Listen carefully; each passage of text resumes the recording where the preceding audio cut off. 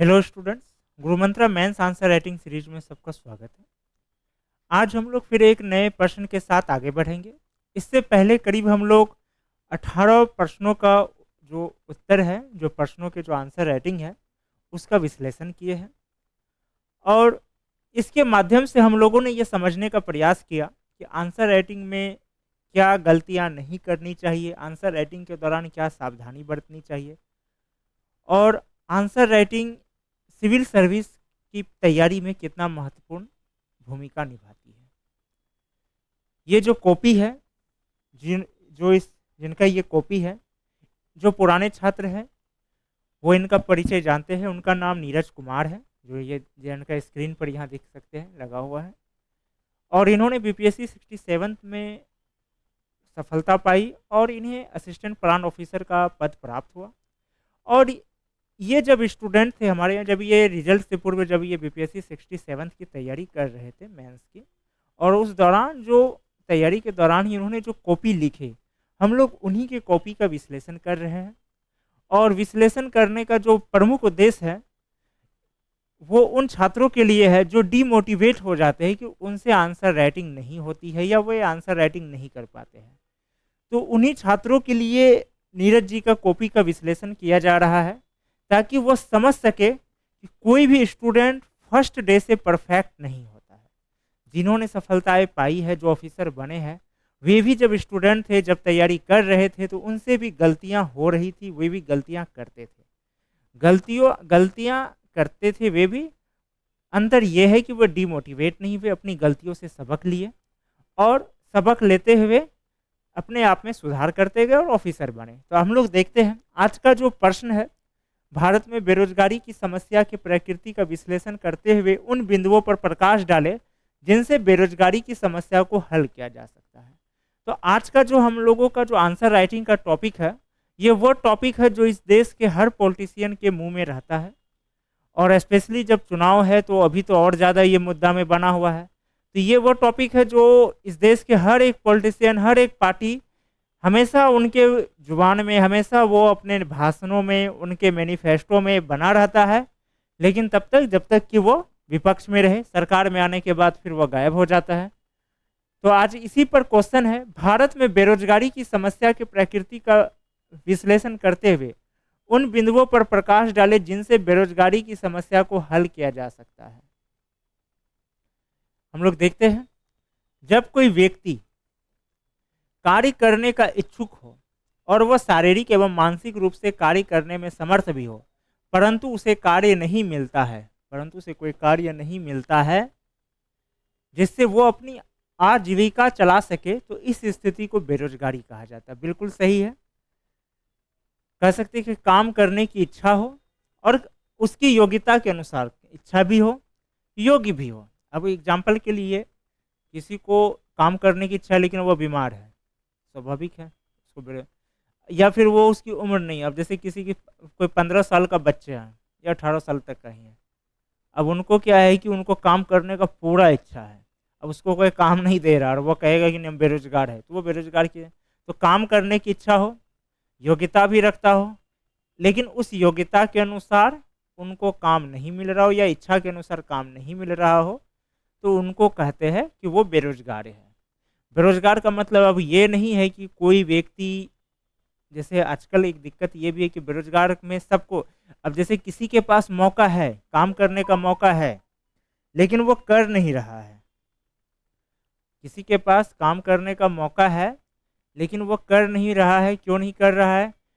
क्योंकि अब उन्हें क्या है कि नहीं, अभी हमको ये वाला काम नहीं करना, वो वाला करना। अभी हमको 5 साल सरकारी नौकरी की तैयारी, अब उनकी एज हो चुकी है, 30 हो चुकी है, 30 प्लस हो चुकी है, लेकिन अब उसको क्या है कि नहीं, जब तक मैं सरकारी नौकरी का जो आखिरी आयु होता है, जब तक हम वो ना पार कर ले, तब तक हम छोड़ेंगे नहीं और कोई दूसरा काम करेंगे नहीं। तो हम लोग उसको बेरोजगार नहीं कहते, क्योंकि उसमें काम करने की इच्छा नहीं है। बेरोजगार तभी कहेंगे जब काम करने की इच्छा है, यानी कि आप सरकारी नौकरी की तैयारी कर रहे हैं, आपके पास रोजगार का मौका है, रोजगार लेने का, लेकिन आप उसको छोड़ रहे हैं। क्यों छोड़ रहे हैं? क्योंकि आपको एक विशेष इच्छा है कि नहीं, मैं सरकारी पद पे ही जाना है मुझे। तो वो जो आपको एक विशेष इच्छा है कि मुझे सिर्फ सरकारी पद पे जाना, इसके अलावा मुझे ना तो अपना कोई सेल्फ एम्प्लॉयड में कोई काम करना, ना किसी प्राइवेट सेक्टर में जॉब करना है, या फिर जो अगर कोई मेरा फैमिली बिजनेस है उसको ज्वाइन करना है, ऐसा कुछ करना ही नहीं है, मुझे सिर्फ यहीं जाना और इसी में समय, तो वहाँ पर मतलब क्या हुआ, काम करने की इच्छा नहीं, इसलिए उसको बेरोजगारों की गिनती में नहीं है। लेकिन हमारे यहाँ क्या है कि यहाँ पर एक बेरोजगार का सिंपल परिभाषा बना दिया गया, अगर कोई कमा नहीं रहा है, इनकम नहीं कर रहा है, तो उसको बेरोजगार में ही गिना जाता है। अब ये हम लोग देखते ही नहीं कि उसमें इच्छा है भी या नहीं है, बस कमा नहीं रहा है, इनकम नहीं कर रहा, चलो ये बेरोजगार है। अब देखते हैं भारत में बेरोजगारी की प्रकृति, जो नीरज जी के अनुसार परछन बेरोजगारी, मौसमी बेरोजगारी, संरचनात्मक बेरोजगारी, चक्रीय बेरोजगारी, तकनीकी बेरोजगारी, प्रतिरोधात्मक बेरोजगारी, कमजोर रोजगार। ठीक है, ये भी अच्छे पॉइंट दिए हैं, बेरोजगारी की जो प्रकृति को बांटे हैं। विशेषकर ये वाला जो पॉइंट इन्होंने दिए ना, ये बहुत अच्छा दिया है, कमजोर रोजगार।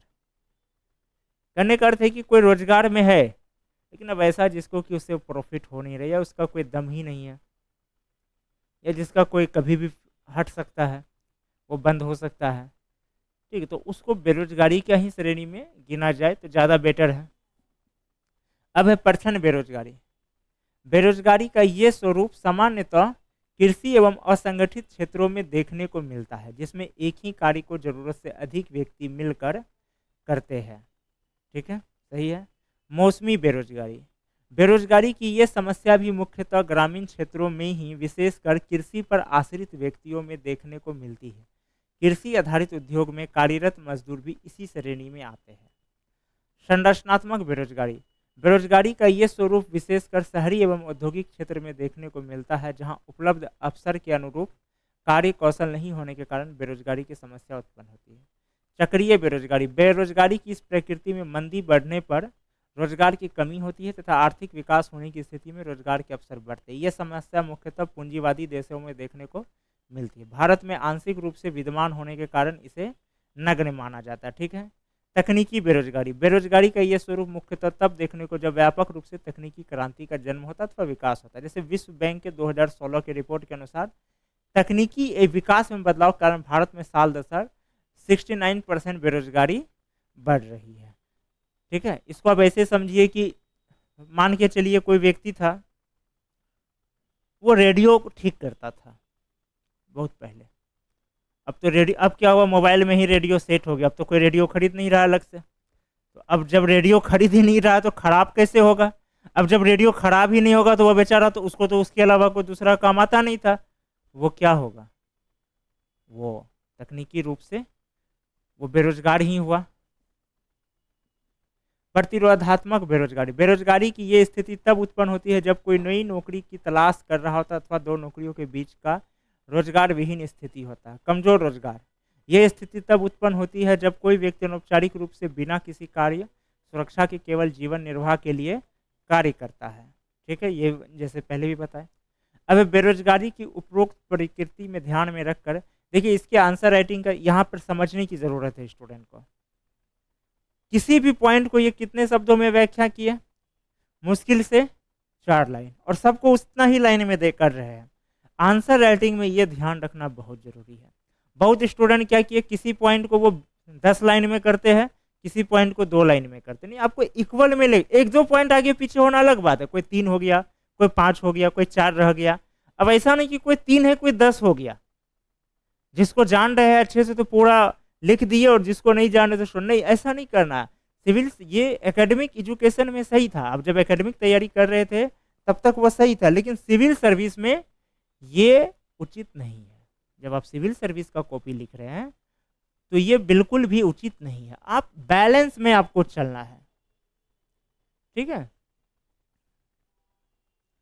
और कम कम शब्दों में आपको सटीक बातें, आप देखिए इनका कोई भी पॉइंट पढ़ने के बाद कम शब्दों में है, लेकिन कहीं भी कंफ्यूजन बचता ही नहीं है। कम शब्दों में सटीक बातें करना है, और यही ये कर भी रहे हैं। अब हम लोग आगे देखते हैं। बेरोजगारी की उपरोक्त प्रकृति को ध्यान में रखकर कई सारे उपाय किए जा रहे अथवा किए जा सकते हैं, जिनका विवरण निम्न है। श्रमिक अधिकारी, तकनीकी विकास, अन्य क्षेत्र का विकास, शिक्षा उत्पादन में वृद्धि, रोजगार परिवर्तन के अवसर, रोजगार को बढ़ावा, नई औद्योगिक नीति, स्वास्थ्य एवं शिक्षा पर उचित खर्च, अन्य क्षेत्र का विकास। ये क्लाउड चार्ट बार बार कहते हैं, बिल्कुल सही है। यहाँ यहीं से समझ में आ गया कि ये जो बता रहे हैं, जो बेरोजगार को कम करने का, देखिए बेरोजगार एक ऐसी समस्या है जो कभी खत्म नहीं होगी। समस्याएं दो प्रकार की होती है, एक अल्पकालीन, एक दीर्घकालीन। बेरोजगार एक दीर्घकालीन समस्या है। अब अमेरिका, ब्रिटेन, ये सब कितना विकसित देश हो चुका है, वहाँ भी बेरोजगार की समस्या है। समस्या बेरोजगार की रहा, अब क्या है ना, इम्पोर्टेंट ये नहीं कि बेरोजगार की समस्या है या नहीं, इम्पोर्टेंट ये है कि उस समस्या से लड़ने के लिए उस राष्ट्र को, उस देश की सरकार को कितनी क्षमता है। अमेरिका में भी बेशक बेरोजगारी है, लेकिन उनकी जीडीपी इतनी ज़्यादा है, वो इतना ज़्यादा डेवलप है, तो उनके पास वो क्षमता है कि उससे वो लड़ सकता है, उसका या उसका प्रभाव उसके देश के विकास पे नहीं पड़ता है। तो ये इम्पोर्टेंट रखता है कि हमारे देश का कितना क्षमता है, और ये क्षमता कब होगा, केवल सरकार के चाहने से नहीं, जब सारे लोग, देश का हर एक व्यक्ति चाहेगा तब होगा। अब जैसे अभी एग्जाम्पल के तौर पे अभी सरकार एक कोशिश, अभी ये चर्चा में आती है कि सरकार सरकारी नौकरी में जो आयु है वह कम करने की तैयारी है, जिसको लेकर के बहुत सारे लोग अभी से ही गुस्सा हो रहे हैं कि नहीं सरकार बेरोजगार रखना है। सरकारी नौकरी कम कर देने से बेरोजगार रोजगार नहीं होती। साल भर में सरकार कितनी सरकारी नौकरियां निकालती है, मुश्किल से, अगर सारे राज्यों का भी जोड़े तो 1 करोड़ पार करते करते काफ़ी। और इस देश में जो युवाओं की आबादी है उसके हिसाब से तो वो ऊँट के मुंह में जी रहा है। आपका सरकारी नौकरी क्या है, सरकारी नौकरी भी एक तरह का वो कह सकते हैं कि वो कई देश के कई सारे सेवाओं में एक प्रकार का वो सेवा है। तो अब क्या है कि बहुत सारे युवा, ये चीज़ देखा जा रहा है कि बहुत सारे युवा क्या करते हैं कि उसकी तैयारी में अपनी एक लंबी आयु बिता देते हैं। अब क्या होता है कि उस आयु जिसको मिल गया तो ठीक है, अब किसी को नहीं मिला। हम ऐसा देखते होंगे, बहुत स्टूडेंट यूपीएससी लास्ट चांस भी दे देता है, फिर भी कुछ नहीं मिलता। अब यूपीएससी लास्ट चांस दे रहा है, अब मान के चलिए वो जेंडर है तो 32, और कैटेगरी से है तो किसी भी कैटेगरी से है, ओबीसी से तो 35, और अदर कैटेगरी से तो हो सकता है कि और भी वो जाए। अब 35 या 32 के एज में आप कुछ किए नहीं, अब आप उम्मीद कम ही रखिए कि आप में वो एनर्जी बची ही नहीं कि आप कुछ स्टार्टअप कर सके, या फिर आप किसी कंपनी में जा कर के इतने, जो कि आप एक लंबे समय आप कहाँ रहे, किताबों के बीच में रहे तो किसी के अंडर में काम कर सके, क्योंकि हर चीज़ का एक एज होती है। अब जरा सपोज कीजिए कि सरकारी नौकरी में आयु 27 साल है, इसका मतलब ये नहीं कि हम ये एकदम पूरा करे कम कर ही देने चाहिए, हम दोनों पक्ष एक पक्ष दिखाने की कोशिश करें कि इसका फ़ायदा क्या है। सरकारी नौकरी की आयु 27 साल है, तो देखिए 27 साल कर दिया जाए, या 28 साल, या 30 साल, 30 वर्ष ही कर दिया जाए, तो वो सबके लिए होगा, क्योंकि कहीं ना कहीं स्थिति में जाके तो आपको एक्सपायर होना, ऐसा नहीं किसी एक व्यक्ति के लिए कम करेगी। अब 30 साल की आयु में एक लड़का या तो सरकारी नौकरी प्राप्त करता है, या फिर वो क्लियर हो जाता है कि मुझे सरकारी नौकरी नहीं मिलेगी, तो अब भी उसमें वो क्षमता है कि वो स्टार्टअप कर सकता है, वो कोई अदर प्रोफेशनल कोर्स करके वो किसी और फील्ड में जा सकता है। लेकिन 32-35 के बाद तो अब कोई प्रोफेशनल कोर्स भी नहीं कर सकते हैं। तो इसका नुकसान कहाँ जा रहा है, इसका नुकसान जा रहा है जीडीपी पे। जो व्यक्ति 35 से अगर वो इकोनॉमी से जुड़ता है, देखिए जब आप कमाते हैं तो कमाते हैं तो सिर्फ आप अपने लिए ही नहीं कमा रहे, आपके कमाई से देश को भी फायदा हो रहा है। इस देश में अगर एक व्यक्ति चाय भी बेच रहा है तो वो देश की इकोनॉमी में वो योगदान दे रहा है, कंट्रीब्यूट कर रहा है वो। तो जब आप कमा रहे हैं तो ऐसा नहीं है कि सिर्फ अपने लिए कमा रहे हैं, आपकी कमाई से देश को भी फायदा हो रहा है, देश की भी जीडीपी को बढ़ावा मिल रहा है।